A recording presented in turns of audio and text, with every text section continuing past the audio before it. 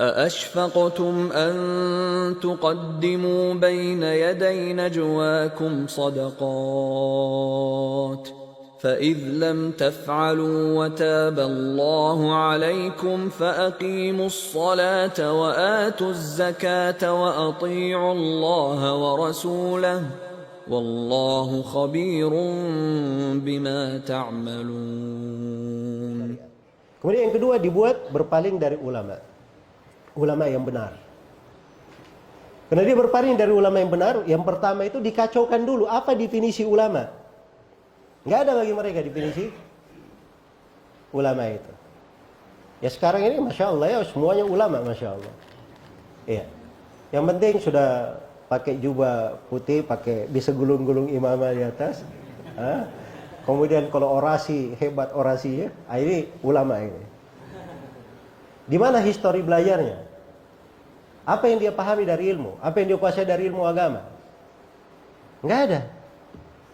Jelas ya? Orang yang sudah belajar pun, dia punya titel S1, S2, S3, itu belum tentu disebut ulama. Belum tentu disebut ulama. Karena ulama itu bukan artinya dia pernah belajar, ya punya sehelai kertas yang menunjukkan dia pernah belajar. Belum tentu dia dikatakan ulama. Ulama itu disebutkan kriteria oleh para ulama seperti Ibnul Qayyim dan selainnya. Iya. Mau ulama jenis yang bagaimana? Iya. Kalau ulama yang dikatakan ahli ijtihad yang bisa berhak untuk menilai kejadian-kejadian yang terjadi di tengah umat, itu ada syaratnya. Jelas ya? Ada ulama dia khusus di bidang ilmu, misalnya ulama nahwu. Kalau mau tanya tata cara bahasa Arab, tanya ke sana, bisa dia. Tapi jangan tanya masalah fikih di situ. Jelas ya? Tanya bahasa saja. Dia ulama di bidang bahasa. Tapi kalau ulama ahli ijtihad yang menilai masalah-masalah umat, masalah-masalah keumuman, ini juga harus diposisikan pada tempatnya masing-masing. Iya. Karena dia memberi ulama ya, kalau dia bisa berbicara umum, itu kalau pemerintah pilih yang berbicara di masalah umum 1, 2, 3, 4, 10 orang saja. Maka pada masalah umum ini cuma 10 orang ini yang boleh bicara. Yang lain nggak boleh bicara. Itu fungsi, itu tata negara namanya. Dan itu berjalan di tengah para sahabat. Jadi ada yang berkata, oh pemerintah zalim melarang orang mengajar, melarang orang menyampaikan kebaikan. Sampai ada yang ribut-ribut kemarin, dilarang ceramah di sebuah kota, di sebuah universitas. Ya. Dianggapnya pemerintah zalim melarang apa? Orang ceramah. Masjid milik Allah. Masya Allah. Sama dengan ucapan Khawarij. Hukum itu hanya milik Allah. Iya. Masjid milik Allah. Iya betul, masjid milik Allah. Memang kenapa? Ya jangan larang orang mengajar, kan masjid milik Allah, bukan milik penguasa. Ya. Baik. Sekarang anak yatim dia punya harta. Hartanya banyak, miliaran. Anak yatim ini punya harta. Ya. Terus dia masih kecil, masih umur 1 tahun, 2 tahun. Anak yatimnya. Siapa yang pegang hartanya? Saya tanya, yang pegang hartanya siapa? Walinya, kan begitu. Ada walinya. Ya. Yang mengatur harta itu adalah wali dia. Bukan si anak yatim. Jadi anak yatimnya baru 2 tahun dia pergi. Ada yang tawar rumahnya besar. Dek, rumahmu boleh saya jual, boleh saya beli. Saya kasih kamu permen 1 dos. Iya, kata anak yatim, enggak apa-apa, tanda tangan. Ya. Syah. Ada yang mengkritik, enggak boleh mengkritik. Sudah syah jual beli. Harta milik dia. Nggak ada yang berucap seperti itu. Itu tugasnya wali namanya. Wali yang mengesahkan. Sebab dia yang melihat. Sama dengan wakaf. Masjid itu kan wakaf. Ada nadirnya. Pemerintah itu nadir umum terhadap wakaf. Ya kalau dia melarang siapa yang mengajar di situ, itu hak pemerintah. Hak pemerintah. Jelas ya? Ini keliru di dalam memahami. Dasarnya apa? Itu tadi satu sudut kejahilan juga ini ya, contoh kejahilan ya. Dan sudut lainnya, Ini nggak jelas. Ulama-ulama ini, yang dikatakan ulama itu siapa? Fatwanya itu aneh-aneh. Iya. Ya kalau dikatakan ahli ijtihad bisa menilai, itu dikatakan oleh Ibnul Qayyim, orang yang punya ilmu tentang Al-Quran, tentang sunnah Rasulullah SAW. Dia punya ilmu tentang ucapan-ucapan para sahabat. Dia mengerti nasikh dan mansukh. Dia mengerti tentang tingkatan hadits. Ya. Kemudian dia mengerti tentang ilmu pendalilan. Dia mengerti tentang ilmu maqasidus syariah. Disebutkan syarat-syarat. Ya. Mungkin sebagian ilmu itu orang yang dianggap ulama ini oleh sebagian manusia tidak pernah dengar ada ilmu yang seperti itu. Jelas ya? Dibilang ada ilmu tentang nasikh dan mansukh. Apa itu nasikh dan mansukh? Dia nggak tahu. Ada ilmu tentang maqasidus syariah. Saya juga baru dengar itu. Ya. Jelas ya? Ini letak kekeliruan. Akhirnya nggak jelas siapa yang dikatakan sebagai ulama. Ya. Di masa Ibrahim An-Nakhai dan Imam Asy-Syafi'i ada dua orang imam hidup semasa. Ya. Dua-duanya murid sahabat-sahabat senior. Berguru kepada Ibnu Mas'ud, kepada Abu Musa Al-Asy'ari. Ya. Ini ulama Kufah. Yang banyak mengajar itu, memberi fatwa itu Asy-Syafi'i rahimahullah, Amir bin Syarahil. Tapi kalau ada masalah-masalah genting terjadi, Asy-Syafi'i dia yang bicara cuma Ibrahim An-Nakhai. Karena Ibrahim An-Nakhai itu yang paling senior di tengah mereka. Jelas ya? Itu ada hal-hal yang seperti itu. Ya.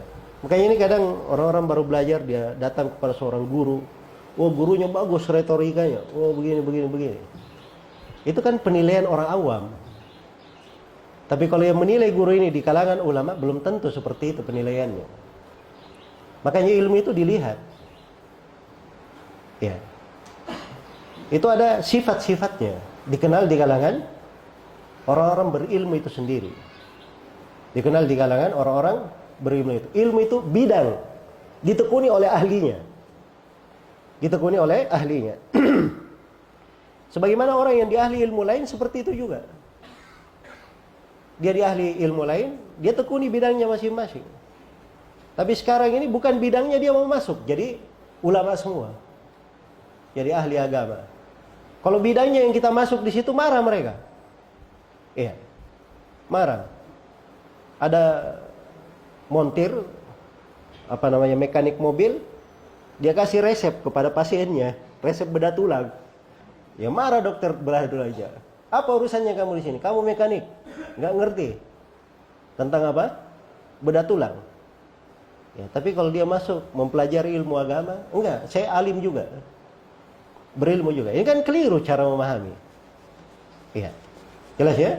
Jadi pertama ulama itu dikaburkan, apa yang disebut ulama. Iya, setelah kabur orang akhirnya nggak bisa menentukan. Ya. Jadilah ciri ulama itu siapa saja yang banyak pengikutnya, bagus retorikanya, ya, pandai menarik hati manusia. Ya sekarang kalau ikuti gaya-gaya orang, itu gaya-gaya komunikasi publik itu, ya memang dipakai untuk mencari banyak pengikut. Ya. Punya banyak fans, punya banyak follower, punya banyak gini, itu aja yang dia pikir. Tapi orang yang berbicara ilmu agama tidak seperti itu. Ulama itu dia berbicara seperti dokter memberi resep kepada pasien. Iya. Pasiennya merasa pahit obatnya, muntah-muntah, itu nggak ada masalah. Sebab dokter tahu obat ini untuk menyembuhkan dia. Untuk menyembuhkan dia. Bahkan kadang dokter itu, dia tega. Dia potong sebagian jari pasiennya. Kenapa? Sebab kalau dia tidak potong, ini akan merusak semua tangannya. Itu kan obat diberikan. Ulama seperti itu. Iya. Dia tidak ikut semua ucapan orang. Dia berbuat sesuai dengan apa? Apa yang diharuskan oleh ilmu. Apa yang diharuskan oleh ilmu. Kalau dia katakan salah, dia bilang salah. Walaupun manusia membencinya di dalam hal tersebut. Itu nggak ada masalah. Karena itu memang komitmen dari apa? Komitmen dari ilmu. Jadi dibedakan. Ini ilmu ini ada ahlinya. Ada orang-orangnya. Iya. masuk di dalam hal tersebut. Makanya kita harus kenal siapa dari ulama-ulama itu. Nah, ulama-ulama inilah mereka itu yang mengerti posisi-posisi syariat. Kalau ada nas ayat, ada nas hadits, dia paling paham apa makna ayat dan hadits itu. Ya. Dia paling memahaminya. Kalau ada dua dalil yang kelihatannya berbenturan, bertabrakan, dia yang paling mengerti bagaimana cara mengkompromikannya. Dan maksud yang diinginkan itu apa. Iya. Dan mereka inilah yang berijtihad di tengah umat ketika terjadi nawazil, perkara-perkara kontemporer yang terjadi di tengah manusia. Nah, itulah ulama-ulama namanya. Rujukan-rujukan. Nah, jadi sekarang ini kalau dibuat manusia itu tidak tahu siapa itu ulama. Kalaupun ada ulama yang diketahui benar-benar alim, ya, mereka buat orang-orang lari dari ulama itu. Karena itu semua orang-orang yang ada pemikiran radikal, itu pasti dia tidak ada yang suka kepada Syekh bin Baz, Syekh Ibn Utsaimin, ya, Syekh Shalih Al-Fauzan, Syekh Al-Albani. Ya, mereka nggak suka itu para ulama itu. Sebab ini para ulama, kalau manusia duduk kepadanya, orang-orang akan lurus. Dan itu tugas ulama dari dulu seperti itu. Ya. Coba bayangkan Ibnu Abbas ya. Ini kekuatan ilmu ya. Kata ilmu. Orang Khawarij itu diperangi oleh Ali bin Abi Thalib dan para sahabat. Nggak ada yang surut mereka. Karena sangkaannya mereka di atas jihad. Kalau mati-mati syahid. Nggak ada yang surut. Maka didatangi oleh Ibnu Abbas. Sendirian Ibnu Abbas mendatangi. Iya. Nggak ada pengawal malah. Ya. Ibnu Abbas tanya, apa syubhat kalian? Kenapa kalian keluar dari jemaah kaum muslimin? Di tengah kalian tidak ada seorang sahabat pun. Sahabat semuanya bersama Ali bin Abi Thalib. Ada apa dengan kalian? Maka mereka sebutkan syubhatnya. Ibnu Abbas cuma baca 3 ayat, 1 hadits, ya. Rontok semua pemikiran itu. Rujuk dari mereka tadinya jumlahnya 6.000 orang berkumpul di Hawra, 6.000 orang. Rujuk dari mereka 2.000 orang kembali kepada jalan yang benar. Sebagian riwayat disebutkan oleh Ibnu Katsir di Al-Bidayah wan Nihayah, rujuk dari mereka 4.000 orang. Ini kekuatan ilmu. Dan itu memang didapatkan dari siapa? Dari para ulama.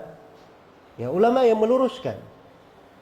Makanya dari solusi kalau ingin menangani masalah radikalisme, itu memang harus diajukan kepada orang-orang yang berilmu. Harus dia cari alim yang rasih, yang bagus ilmunya, itu yang menengahi di dalam hal-hal yang seperti itu. Di Sahih Muslim, kisah yang panjang ya, ada sekelompok anak muda berpemikiran Khawarij. Mereka sudah ingin melakukan kudeta. Mau melakukan kudeta. Tapi kata mereka begini, kita pergi haji dulu. Maka pergilah mereka melakukan ibadah haji. Selesai haji, ya, mereka berkata lagi begini, sebelum kita kudeta, kita berkunjung dulu ke kota Madinah. Datanglah mereka ke kota Madinah. Subhanallah, Allah menghendaki kebaikan untuk mereka. Diberi taufik oleh Allah, dia dapati seorang syekh duduk bersandar di tiang masjid, sedang mengajari manusia. Di antara hadits yang dia sampaikan, dia mendengar Rasulullah bersabda, dia ceritakanlah hadits tentang al-jahannamiyun. Tahu al-jahannamiyun? Orang-orang yang sudah masuk dalam neraka jahannam, lalu Allah keluarkan dari neraka dalam keadaan sudah gosong, sudah menghitam, dimasukkan ke dalam sungai kehidupan, lalu tumbuh kembali, ya, kemudian dimasukkan ke dalam sorga. Ini kan hadits tidak masuk di akidahnya orang Khawarij ini. Orang Khawarij pelaku dosa besar, kalau sudah masuk ke neraka, kekal dalam neraka, tidak bisa keluar. Kok bisa ada orang yang dikeluarkan dari neraka? Nabi lagi yang menyebutnya, kan itu sangat menggoyah mereka. Iya. Maka dia tanya, siapa syekh ini? Tanya, ternyata beliau adalah Jabir bin Abdullah, sahabat Nabi Sallallahu Alaihi Wasallam. Mereka datangi. Mereka tanya, ini hadits kamu dengar dari siapa? Dari ucapan kamu atau? Kata beliau, ini ucapan dari Nabi Sallallahu Alaihi Wasallam. Saya mendengarnya bukan 1-2 kali saja. Jelas ya? Maka dengan sebab mendengar satu hadis ini, anak-anak muda yang tadinya mau kudeta ini semuanya tobat kembali kepada jalan Allah kecuali satu orang. Nah, itu fungsinya para ulama di tengah umat. Mereka yang bisa menerangkan syubhat, menjelaskan kekeliruan pemikiran. Mereka yang punya ilmu di dalam hal tersebut, mengobatinya. Baik. Maka dari jalan orang-orang ini dia buat manusia itu jauh dari ilmu. Kemudian yang kedua, jauh dari siapa? Jauh dari ulama. Dengan berbagai metodenya itu tadi. Iya. Jauh dari ulama. Setelah itu dia pasang lagi ulama-ulama yang harusnya menjadi rujukan. Nah, padahal ulama-ulama ini orang-orang tokoh-tokoh yang menyimpang semuanya. Siapa ulama di masa ini yang kita belajar, kita ambil ilmu darinya, kita baca buku-bukunya. Ada yang menulis di bukunya, dia kasih program perpustakaan seorang muslim yang harusnya perpustakaannya itu ada di rumahnya. Salah satunya buku Fi Dilalil Quran karya Sayyid Qutb. Ini ulama ini. Ya. Ulama itu Hasan Al-Banna. Ulama itu Yusuf Al-Qaradawi. Yusuf Al-Qaradawi. Dia kasih nama-nama. Ya. Bukan ulama dalam artian apa? Ulama yang istiqamah di atas jalan. Ulama yang istiqamah di atas jalan. Akhirnya manusia ke sana rujukannya. Iya. Datang di Kejadian Timur Tengah kemarin. Yusuf Al-Qaradawi berkata, dia ditegur karena dia adalah salah satu dari tokoh yang memberi fatwa pemberontakan yang terjadi di mana? Di Timur Tengah, di Suriah, di Mesir, di Tunisia. Itu banyak fatwa Yusuf Al-Qaradawi. Iya. Yusuf Al-Qaradawi berkata, kalau ada yang berkata saya adalah dai fitnah, tidak apa-apa. Memang saya dai fitnah katanya. Nah, ini ulama ini di bahasa mereka. Karena itu di sebagian hal subhanallah, saya pernah di musim haji ya. Ya, di musim haji. Waktu itu saya menerjemah seorang syekh, saya tugas menerjemah. Ada seorang dosen dari wilayah selatan Saudi. Dia lagi ribut sama anak muda dari Indonesia. Anak muda ini belajar di Mesir. Belajar di Mesir. Iya. Anak muda ini berkata, saya tidak mau dengar dari kamu. Kamu ini Wahabi. Iya. Kata dosen ini, enggak, itu begini-begini. Ujung-ujungnya dia bilang, ini fatwa Syekh Salman Al-Auda. Dia minta saya terjemahkan. Akhirnya saya tanya kepadanya, masalah kalian apa? Ya, jadi rupanya anak muda ini orang lagi sholat isya, sholat maghrib. Orang-orang kan menjama maghrib dan isya kan? Dia nggak mau jama. Ya. Oleh syekh ini dikatakan kamu jama itu sunnahnya. Anak muda ini tanya apa alasannya? Nah, ini orang bawakan fatwanya siapa? Salman Al-Auda. Nah, ini anak muda nggak mau, saya nggak mau terima dari Wahabi. Nah, setelah saya tahu masalahnya, saya tidak terjemahkan ucapan orang ini. Saya bilang, itu tahu nggak menjama antara dua sholat di Mina? Itu hadits Nabi SAW diriwayatkan oleh Imam Muslim dari hadits Jabir. Kata anak muda ini, oh benar ya seperti itu ya? Ya sudah nggak apa-apa. Kalau memang ada haditsnya, kan enak menyampaikannya, jelas ya. Tapi lihat ya, ini orang dosen ini, iya. Menghadapi manusia, bawakan fatwa siapa? Salman Al-Auda. Tahu Salman Al-Auda? Ya, di pendahuluan bukunya Imam Samudra itu kata pembukaannya itu dari ucapan-ucapan Salman Al-Auda. Ya. Ini Salman Al-Auda ini yang menjadi sebab banyaknya anak-anak muda menyimpang di masa sekarang. Makanya sekarang dalam proses dijatuhkan hukum mati oleh pemerintah Saudi. Jelas ya? Cuman kalau orang-orang di luar, ini pemerintah Saudi ini kejam sekali. Selalu dia membunuh ulama. Ya, itu semuanya antum baca media-media begitu bahasanya. Ya, media-media ini tidak tahu siapa yang bayar mereka di belakangnya. Padahal hakikat masalahnya ini orang sudah berbuat kerusakan di tengah manusia dengan fatwa-fatwanya, berbagai kerusakan yang terjadi. Bahkan makar-makar yang dibuat untuk menggulingkan pemerintahan. Ya. Itu kan tadi mengenalnya seperti itu. Baik. Jadi ini dia pasang tokoh-tokoh. Ya. Itu pasti orang-orang yang masuk di arah radikalisme itu menjadi kabur masalah ini.